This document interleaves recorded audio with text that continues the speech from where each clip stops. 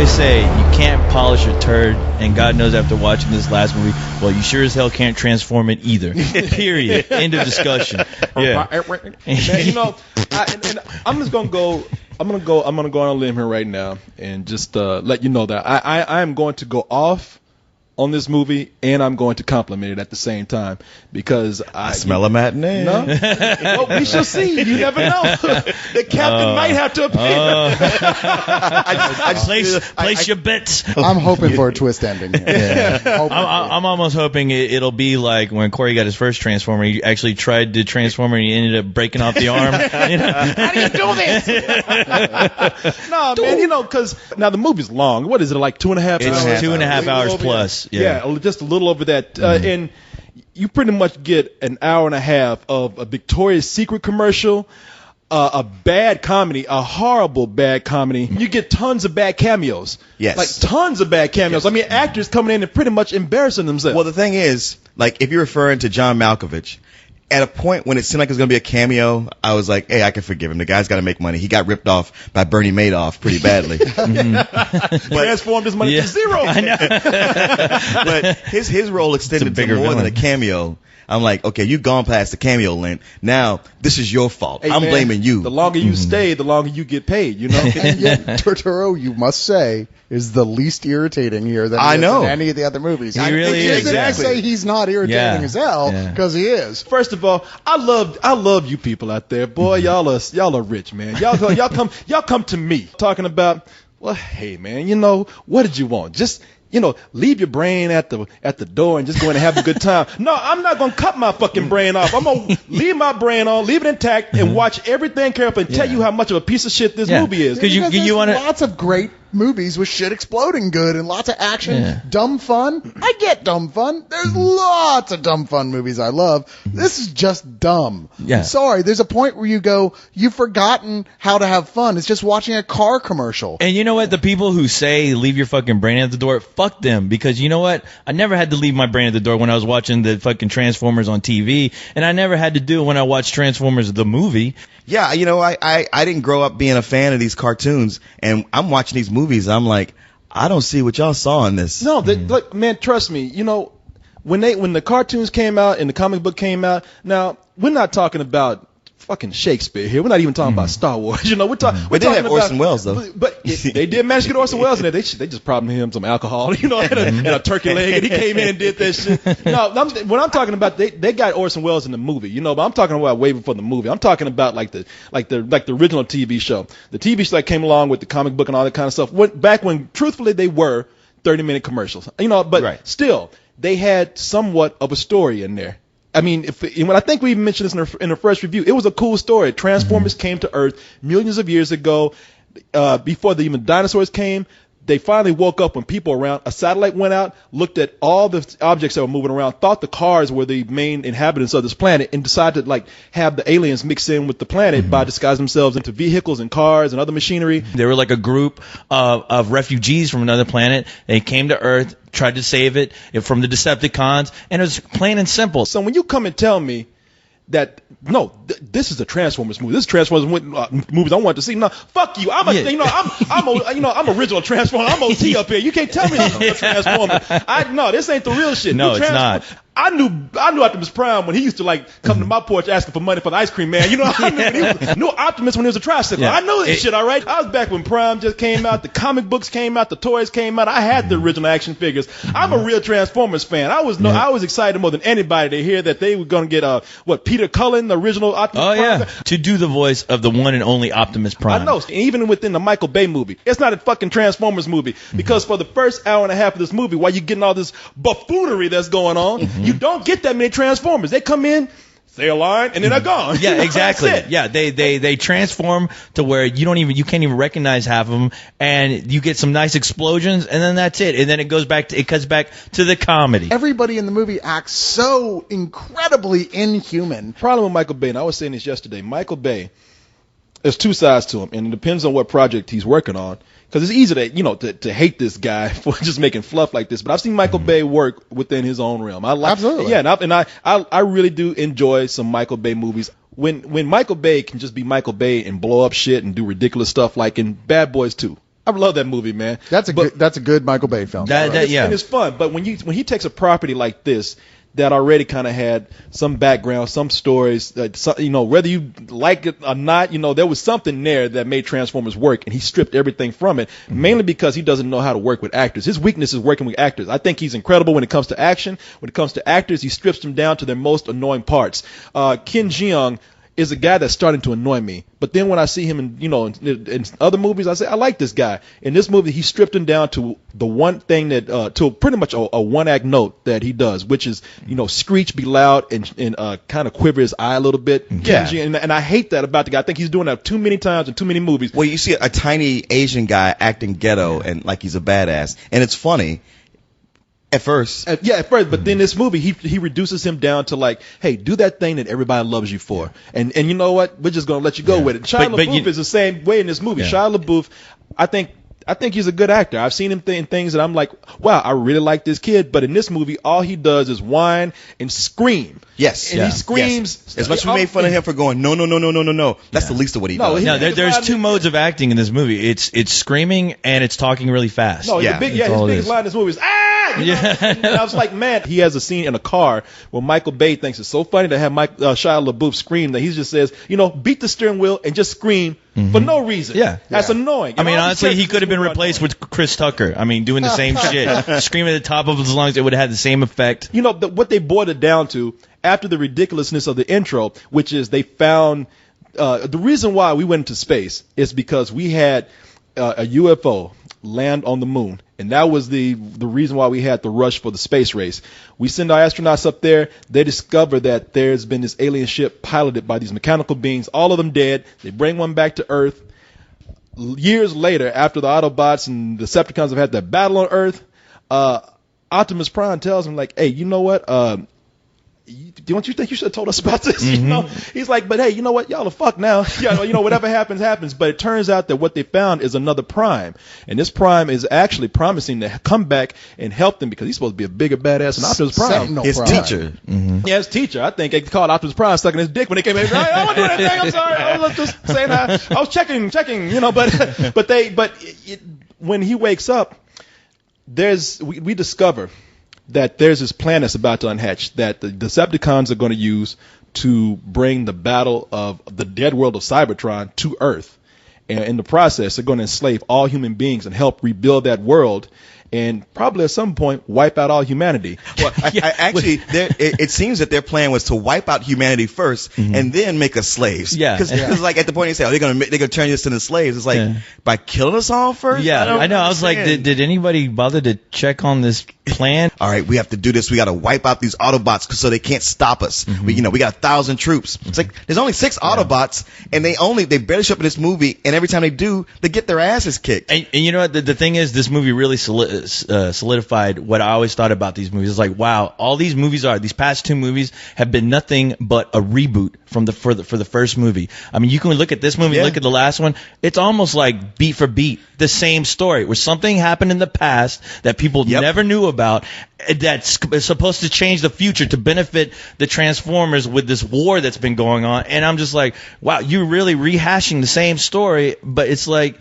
it still makes no fucking sense, and you've made it even more overly complicated. Michael Bay still directs this movie with his commercial sensibilities. I mean, he's almost like this is why he has no sense of character, because he directs everything totally from a visionary point of view. I mean, the movie opens up, in this film, Megan Fox is gone. Right. And it's all explained by a robot who says, yeah, they broke up. They might as well said that last chick in the other movies, she was a fucking cunt, because they kept referring to her as like, yeah, that last chick, I didn't like her at all. She was an ass. She pissed off the director. You know what her problem was? She was too smart, because as much as everybody got on her for saying the last movie sucked, and Michael Bay, the way he shoots women, the way he films women is too sexist, you go like, what's she talking about? She's a sex symbol. Just live with it. You watch this movie, and what he does with this new girl, it's just pornographic, and not in a good way. The moment once we get past that, like, fucking stupid, ridiculous intro, and I'm thinking, like, all right, that's not too crazy. But Michael Bay, hey, he said he learned, all right, this is just the first 10 minutes, whatever, man. I'm gonna go with it. And this is the first time. Sound like an abused wife, Corey. Yeah, exactly. Did Michael Bay hit you? No, I ran into a door. He was just mad. He's really sorry about that last movie. Hey, there was a writer's strike going on. Come on, yeah, can you blame him? He bought me some really nice flowers and a $2 million ring. It's gonna be good. Michael Bay was to abuse his wife. He would never have to hit her. He just have to show her this movie. But in this movie, this is the first time I ever looked at a girl's ass on screen and said, damn, this movie's going to be shit. Because the girl who replaces Megan Fox in this movie is Rosie Huntington Whiteley. And Michael Bay really reverts to shooting. It's almost like he can't help himself. I mean, I'm sure he was in the bathroom looking at himself like, don't do it, man. Don't film the Victoria's Secret commercial. This is a Transformers movie. I can't help it. He doesn't fetishize her anymore than he does the car shots, though. They're shot exactly the same. But that's what I'm saying. Really? Everything is commercial. In fact, she's not a much better actor than most of the cars that aren't actually Transformers. Right. She's Australian, too. She's Australian, too, I think. She's Australian. She's Australian, some fucking accent. Anyway, they show her walking up the stairs, and Michael Bay is on that ass for about 5 steps. And it really is a Victoria's Secret commercial. What is that? This is your new lucky bunny. What? It's a beautiful thought, Carly, but I don't think it's the whole bunny that's lucky. You see, it's just this section here. You see, it's just the rabbit foot that's lucky. Well, it's just a good luck charm. Help you think positive. Today's important. Come on, get up. Hey, wear that nice tie. Yeah. You need any money for lunch? No, I don't need any money for lunch. I have money from yesterday's lunch. You love it, don't you? I'm just your American boy toy. I love a boy toy. And it's not just her. He finds reasons to put hot girls in crazy outfits in some of the most awkward situations in the movie. Then we get into the car commercial. Then I don't know. Dude, there's an actual crotch shot. I mean, where the camera was like, you could tell the cameraman had to lift up the sewer lid on the street to get this shot of this girl coming out of the car where you see her leg curves, and I swear to God, you see panties. Yeah. Normally I would love that, but I'm like, this is a goddamn Transformers movie. I'm like, goddamn, really, dude? Well, she was kind of a Transformer. I mean, clearly she transformed those lips at some point. Yeah. It's like, wow, you want to save some collagen for the rest of the women in Hollywood? Shit. Jesus. The guys on set watching Michael Bay behind the camera when he's filming those shots, and his man is just stroking that tripod. I know. It is so fucking gratuitous, man. Guys are like, hey, man, you see, he does that every time. Michael Bay, don't look, man. Just let it go. And it's funny, with all this, if you were to call him on this movie, the first thing you say, like, oh, come on, this is for the kids. You go back and you watch Armageddon, one of the things I'll say about it is, like, the camaraderie between the characters is actually pretty solid. You're like, wow, they wrote some funny comedy in that film. It was like that. What are we paying them for? We got to animate Transformers. Don't worry about it. Nobody cares about any of that other shit. I'll just write this myself. And yeah, it's like some of the most wildly incompetent comedy I have ever seen. They should, pay the guy from 2.5 Men. It would have been better. Seriously. Pay Charlie Sheen. It would have been better. Charlie Sheen. It would have been better than what they ended up with. I could not figure out what anyone saw that was funny in this. Well, film. it sacrifices. The biggest problem with this is that those are the Transformers, which again are not developed because we spend like the first half of the movie doing all this bad comedy stuff. And he really does. I mean, the people that we get in this movie are people like Patrick Dempsey, Francis McDormand, John Malkovich we mentioned, Alan Tudyk, who's the only guy who actually shows that he's trying a little bit. Right. Because there's a couple points you're like, wow, he's actually slightly trying to build a character here. And all Michael Bay can think is, look at the funny gay guy. Oh, yeah. And everything is broad with him. His idea of gay is having a guy wear a suit with flowers on it. But then we have like Ken Jeong we mentioned. Even Buzz Aldrin is in here, and all these actors. Oh man, that putting we've seen, those astronauts in here, that was just sad. But all these actors that we've seen before, these made them, all of these people, at some point in this movie, he's made them all annoying characters. I mean, even like we said, Buzz Aldrin, just for being there, I'm upset. And speaking of that fool Buzz Aldrin, I mean, crazy did that motherfucker look when they brought him into the set when he was looking up in the skies? That guy looked like he was just happy to get the fuck out of the nursing home. I think Optimus Prime actually came and visited him and go, roll out. Yeah. And he went, oh, yeah. Yeah, I mean, they bring him to NASA. Maybe he thought he was going on another mission. See, I told you, my time is coming. I'm not eating this oatmeal, goddammit. I'm going into space. Bring me some Tang. Who is this guy who's captaining this ship, Optimus Prime? Where is he? Because he looked like, when he was talking to Optimus Prime, he looked like he really thought that shit was real. He really did. I mean, he was the best actor in this whole movie. He's the first person in all these movies to sell the idea that there's a person actually looking at Optimus Prime for once. You know what? You're right. Grandpa, we'd like you to meet Optimus Prime. How you doing there, Prime? I want to congratulate you on everything you do from one spaceman to another.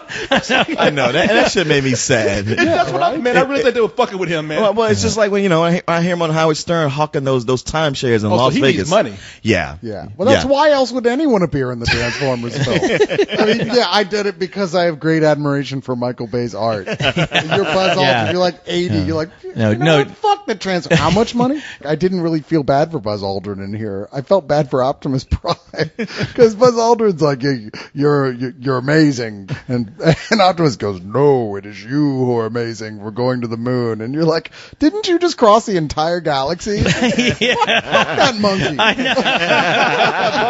Went to the closest stone. Good luck. Aldrin ain't got shit on you. Well, it's like, when your dog is able to go catch a ball and bring it back. You're like, oh, what a good boy. You did so good. Yeah, I mean, Optimus Prime should have looked at Buzz Aldrin like those kids who get in those space shuttle rides for a quarter in front of the grocery store.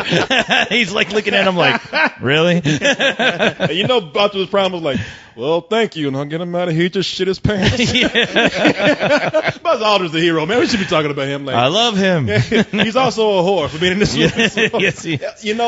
He did Dance with the Stars before this, so it ain't that much of a drop. Wow. That's much of a whore, though. I mean, that poor guy, he just heard stars in the title. He's like, I'll do it. Exactly. That's why he did it. I'm going to space again. I'll do it. Where do I sign? Back to the stars. Yeah. What they do? They put that motherfucker on a Segway and roll him. I know that. Were they trying to kill that motherfucker? Was somebody trying to make some money off him? What were they doing? On strings like a puppet. How the fuck they gonna dance? Shit. I know you've been to the moon, but goddamn, man. Bill O'Reilly's in here. Oh well, he's already. Well, he's already a character. Yeah, he fits perfectly in the Michael Bay universe. And that's another thing that he does. I mean, if anybody thinks I'm like going off on a Republican slant here, I'm not, because I hate when people put too much of, they politicize the movies too much. I've said this about Richard Donner, who always has to put some sort of liberal message in his films, which is annoying. Michael Bay he doesn't hold back showing you that he is, pretty much a war-supporting Republican in this film, a Republican in this movie. There's moments where a character stops to say, you got a medal by Obama because, we're all Republicans in this office. And it's like, okay, it's...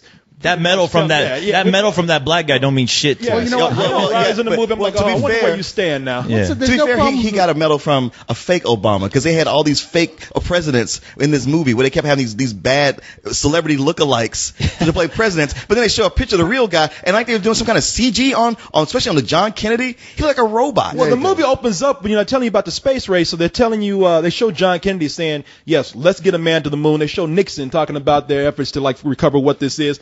And it's almost like Michael Bay just said, hey, you want to see how shitty these lookalikes are? I'm going to put the real president next to the fake guy that we have here, so you can tell the difference. There's a point in the movie where they have a video a monitor set up where you see what looks like the real Kennedy. Yeah. And then there's the lookalike sitting in the background. Looks nothing like. You're like, you look at that. Who's that guy back there? I honestly thought that Michael Bay dug up the bodies of these guys because they almost look like embalmed versions of these people who are. And I was like, wow, okay, that is fucking creepy. They should have had the cassette transformer in the Nixon part. Yes.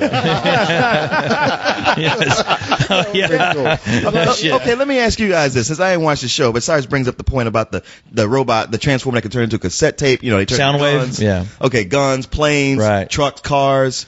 Who are the two little annoying transformers that turn into gremlins? Hey, talk like this. We gonna turn this. They all fucking came from the asshole of Michael Bay. That's where they came from. They had two. Okay, so everybody remembers Mudflaps and Skids in the last movie. Those two racially offensive stereotypes And Michael Bay says, he was so strong about this. He says, look, I have taken these characters out the movie, and I'm sick and tired of people calling me a racist and saying my characters are going to be coming back. They're not in the film. Somebody even came out and said, I think they would just fuck with Michael Bay. It's like, no, I saw him in the background somewhere. You put him in. He's like, God damn it, I will pay. And he said, I will pay $25,000 to the person that can find mud flaps and skids in the movie. And I think he owes us that $25,000. Yeah, I want my $25,000. Because all he did was take like the big black lips and the ears and the gold teeth and the chains and whatnot off of mud flaps and skids and sold it for parts and named them. Yeah, no, there's some black dude who bought them fake teeth. I thought Shit is my grill, nigga. I never saw the second one, but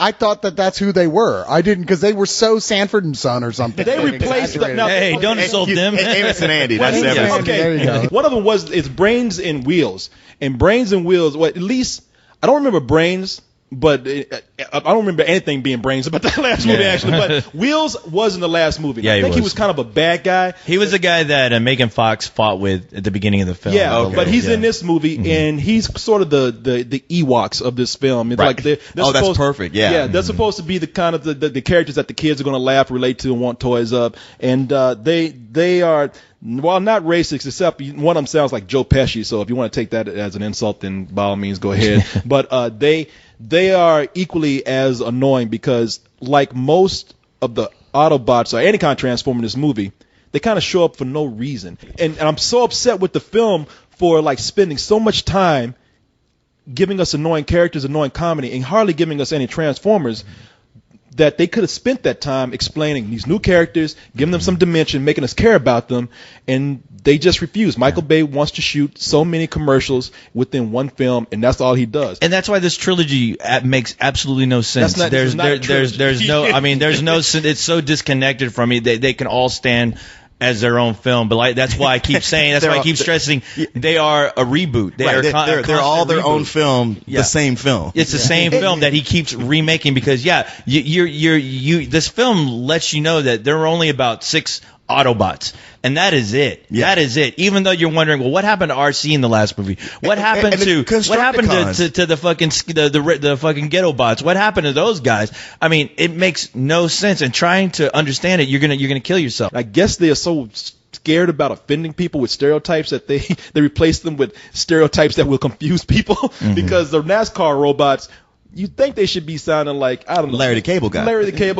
Or I don't know, it's American at least. Yeah. But one of them is British and the other is Irish. It sounds like Irish. They don't have personalities. They just have accents. Yeah. And once they start fighting, once the Decepticons and the Autobots fight, I can't tell at all who is who. Mm-hmm. So, like, Optimus Prime I can see because he's got red and blue on, and maybe Bumblebee because of yellow, but maybe for a little bit of color, they get to going. Those fights, I'd be like, oh, one of them got killed. I wonder which side he was on. Now, to put a halt to that for now, I want to talk about something this film did do that I liked, which is that you've got to admit that if anybody knows how to make CG look fucking good at this point, it is Michael Bay. Yeah. The effects that he has going on there, the way it interacts with the world around it is so convincing. It really is kind of mind-blowing until it goes on for too long and you still don't know what's happening. You brought me to the point where I'm going to probably dissent. Now, I'm Two-Face here, all right? You know, I've already got my... Go ahead, Harvey Dent. Flip the coin. No, I've already got my evil side that's like gone off on the bad part of this movie. And the movie comes to like about 35 or 45 minutes before it ends. It becomes visually like this, to me, this really incredible action film where you're right, like the CG, the sets, and the characters interacting with them.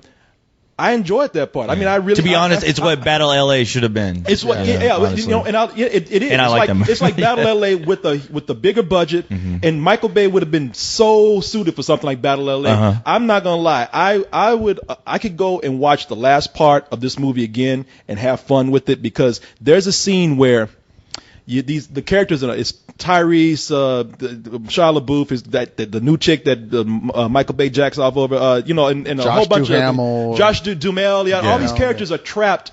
It's a combination of characters being trapped inside of a skyscraper that's falling, and they have to like find footing before they slide off and fall to their death, combined with these scenes of characters skydiving from the air and going through the debris and the wreckage of the city. And it's so easy to want to hate this film because of the shit that we just saw before. Because what I'd seen before was not even some bullshit. It was a straight up fuck you, and I was about to walk out. I told you I was too. 45 minutes before it ended, I had that debate with myself. That last part that I saw, I was like, God damn, man, that is what an action film. If you're just gonna go straight out retarded action, then this is what it should be. And I actually love that part of the film. So you like it a lot more than I did. I admit that one set piece, which is maybe about 10 minutes of that whole sequence, is really cool. I mean, that's where he had me like, holy shit, this is badass. Yeah. When the building is falling down bit by bit, and there's a fucking giant transformer sandworm from Dune. I don't know what the fuck. Don't even ask, because Shockwave is the character that, once again, he just pops up for no reason, along with this huge like Transformer Dune worm, where you're like, where in the fuck were these guys hanging out in the last film? Like, really? They don't give you any reason. Yeah, and it's just bizarre. You're like, why do you have a giant sandworm? I'm fucking freaked out by that. Yeah. How is it? It's not even like it. What did he model that on? Is there a lot of sequences that just for like 20 seconds you'll go, wow, that looks really cool? Yeah. Sure. But he never finds a sense of continuity for any of them. You're going to get a lot of robot carnage. You're going to get... It's even better than the first one, really, because at least in this one, he knows how to like film the robots fighting, so you can kind of tell which robot is which. Which isn't saying much. I had no idea. It just looked like firing aluminum cans against a wall. But at the same time, you get these robots acting in weird ways. I mean, Leonard Nimoy is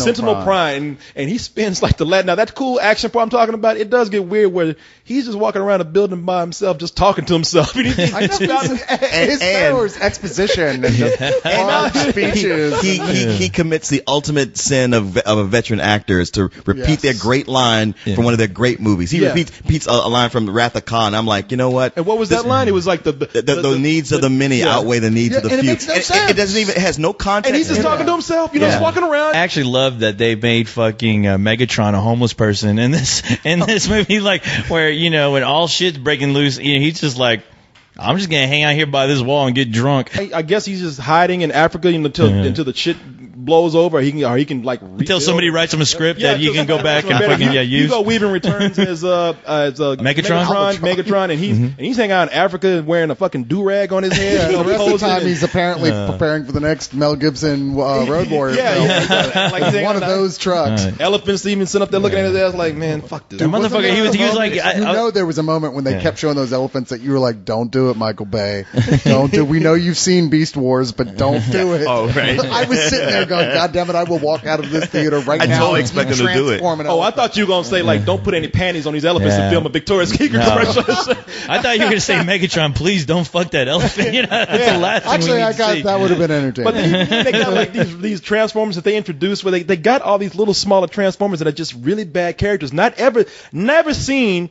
I mean, even as shallow as that cartoon was, he never stooped as low as the original, as to like make some of these like really dumb Transformers. Like when Megatron's hanging out in Africa, there's like these little Decepticons that are like, yes, master. Oh my God, right? Yeah. I'm coming. That's like troll-looking, troll-looking the little ones, they were Decepticons. always crawling on him and in his head wound, and he's picking them off all the time. They were like fix-it robots, I think. Yeah, but he would pick them off and throw them away. Because he's a dick, apparently. Yeah, that's all I could figure from because if they fix his head, he will not have an excuse to wear that cool hood anymore. And I really thought about this after the movie, is that this was like a really interesting look into the mind of Michael Bay. We talk about the Autobots being heroes, protecting people, but you see battles in the middle of the traffic where Autobots and Decepticons are plowing through like cars, plowing through them, no regard for human life. Again, coming from a visual director, anything for a car chase. It's like, forget that the characters want to protect human beings. They just go in and recklessly kill people in their cars. You see cars blowing up on the freeway. No, you do. And it's like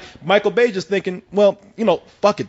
There's really, in my world, there's really no people in those cars. But like We're I just said, gonna blow them up. Look, like I said, if you're the kind of person that likes these films and you've been defending them all this long, not only are you going to say that we're crazy for criticizing it, not only going to say that this is as good as the last one, but you're going to say it's better than the last one. That movie's for you. This is a total piece of shit of a film, except for the last part. I feel bad almost giving it a rental because it's the lowest of the rental, but I do love that last part. As an action movie, I do love that last part. Love it. Go see another film or just walk in sneak into the theater or sneak into the movie and watch the last part. You won't need to know the plot. That's No, for sure. you won't. It really is. It's an insult. Well, the thing is, once it gets to that point, it's like if you hadn't seen the rest of it, you go like, wow, I'm about to watch a really cool science fiction movie, kind of horror-ish with, invasion. Oh, wait, I just saw Battle of Los Angeles, so I already saw this movie. Oh, wait, I already saw District 9, so I already saw this movie. As cool as it is, it's still a derivative of better movies than what it is. And as far as that cool segment with the leaning building, yeah, it's cool. Or it would have been if I gave a shit about anybody in there, or if when people died, I actually knew who they were. I'd be like, did that guy just die? I guess it doesn't matter. They didn't tell me who he was. Yeah. Everything that comes before that is complete dog shit. This is just a straight up some of bullshit. Some of the impressive effect sequences at the end that I don't want to give Bay any credit for. I want to give for probably the technical team that put those together. I want to give them credit for like being as precise as they are and making some of those shots look interesting, but there's no context for them at all. Right. I mean, neither in the plot and the way they fit together or in giving a shit about the characters. Scott Weinberg from Twitch said, this film is the world's biggest drum set falling down an infinite set of stairs. And it's like, wow, I can't imagine saying it any better than that. I can't imagine the second movie was worse than this. You know what? To me, it's not. Oh no, they're neck and neck with each other. Well, this is some old bullshit to me. This really truly is the end of a trilogy, which it's probably not. It's the biggest fucking embarrassment that Transformers could ever have on their hands. I don't care how many people actually liked it. The people were saying, they check your brain in at the door. Those assholes checked their brain as soon as they were given birth to. And the thing is, there's no excuse for that. I mean, I always look at these films as like, wow, you have so much potential. You had Peter Cullen. I'm almost on the brink of a fuck. You know what? I'm gonna give it a fuck you. I have to. I really have to give it a fuck you. I mean, I honestly have to, because I mean, as amazing as that set piece was at the end, it really didn't matter. I mean, it looked great in 3D, and I was like, wow, this is cool, but that's not Optimus Prime on the screen. I don't care about these comedic characters that are offering nothing to the storyline at all. I can't wait for the day, because they're rebooting everything. Yes. I wish that they would just reboot this. I pray to I pray to fucking Unicron that they fucking do that. I really do. There's more money to be made off of this series from people who will see, these dumbasses who will see this movie right here and enjoy it. They'll fucking explode in their pants once they see a real good Transformers movie. And there's money to be made off of the people who want to see an actual good Transformers series, who hated this like we did. I mean, this is ridiculous, man. It's sad. Now, Leon, tell me how you feel about this. They talking about they're gonna come back down here and enslave humanity. Now, I think every black person on this planet be like, I'll be goddamn on my black ass, you gonna put me back in slavery. I don't give a damn if you a big ass robot or not. I'm not being put back in goddamn chains. All it took was a few whips to get us to do it the first time. These robots got lasers. Yeah. Plus now you've got Tyrese Gibson though, so come on. That boy is intense. Okay, I will say, like, the one moment I enjoyed in the film is like he gets Shia LaBeouf. He's like, come on, man, I'm coming out of retirement. We're gonna go to Chicago. We're gonna get your girl back. And they get to Chicago and see robots tearing up shit, and Tyrese goes, I'm out of here. Fuck that. Yeah, I know. This is stupid. We'll try to talk shit beforehand. Fuck Megatron talking about putting somebody back in slavery. I wish he would try to put me back in slavery. Fuck Megatron. Megatron can eat a dick. Fuck Megatron. And then he'll cock one of them laser weapons, and I'll turn around and spit shine some Megatron shoes like a motherfucker. What shit you want me on, master? I'll rebuild anything you want me to, master.